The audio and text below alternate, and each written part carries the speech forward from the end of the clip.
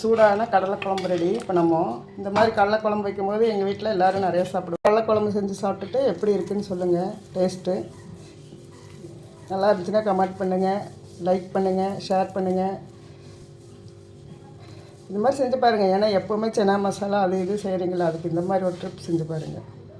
லைட்டாக சூடானதுக்கப்புறம் ஒரு ஸ்பூன் சோம்பு போட்டுக்குங்க. இது வந்து எனக்கு எங்கள் அம்மா சொல்லி கொடுத்த குழம்பு. அது வந்து இது மாதிரி வச்சு பாருங்கள், அவ்வளோ டேஸ்ட்டாக இருக்கும். குழந்தைகளும் நல்லா சாப்பிடுவாங்க. எப்போ பார்த்தாலும் நம்ம சன்னா மசாலா அது இது செய்கிறதுக்கு இந்த மாதிரி ஒரு ட்ரிப் செஞ்சு பாருங்கள். இது நம்ம ரைஸுக்கு சாப்பிட்டுக்கலாம், சப்பாத்திக்கு சாப்பிட்டுக்கலாம். நான் இப்போ சப்பாத்திக்கு வைக்க போகிறேன், ரைஸுக்கு வைக்க போகிறேன். வரமிளகா தேவையானனாலும் காரம் போட்டுக்கோங்க. உங்களுக்கு எவ்வளோ காரமோ அவ்வளோ போட்டுக்கோங்க. சின்ன வெங்காயம் வணக்கிட்டு நல்லா வணங்கினதுக்கப்புறம் இந்த கருவேப்பிலை போட்டுக்கோங்க. கருவேப்பிலை போட்டு ஒரு வணக்கிட்டுங்க. என்ன பண்ணுறது, இந்த தேங்காய் நமக்கு கொஞ்சமாக ஒரு கப்பு தேங்காய் ஆட் பண்ணிக்கோங்க. வெங்காயம் நல்லா வணக்கிக்கோங்க. மல்லித்தூள் போட்டுக்கோங்க. மஞ்சத்தூள் போட்டுக்கோங்க. இதெல்லாம் வணக்கிட்டோமா, இதெல்லாம் நல்லா வணங்கிட்டு பாருங்கள். இது வணங்கினோன்னா என்ன பண்ணணும், ஒரு மிக்ஸி ஜாரில் போட்டு எடுக்கணும். வச்சுட்டோமா, இப்போ வந்து லைட்டாக தண்ணி விடுறோம். தண்ணி விட்டுட்டு நல்லா அரைச்சி எடுத்துக்கணும்.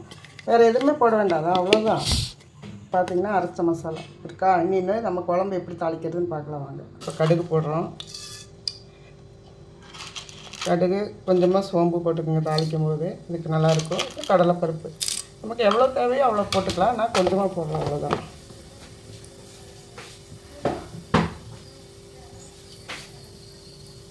இப்போ கடுகு நல்லா பொரிஞ்சிருக்கு. அதுக்கப்புறம் என்ன பண்ணுறோம், நம்ம 2 கருவேப்பிலை போடுறோம். நான் அரைச்சி வச்ச மசாலா ஊற்றுறேன். அரைச்சி வச்ச மசாலா ஊற்றிட்டு ஒரு கிண்டி விட்டுருங்க. அப்புறம் அந்த மிக்ஸி ஜாரை கழுவி நம்ம கொஞ்சம் தண்ணி ஊற்றுறோம். மிக்ஸி ஜாரை கழுவி தண்ணி ஊற்றிடுறோம். ஏன்னா நமக்கு தண்ணி வேணும்ல, குழம்பு தண்ணி. லைட்டாக உப்பு போட்டுக்குங்க. தேவையான அளவு உப்பு போடுங்க.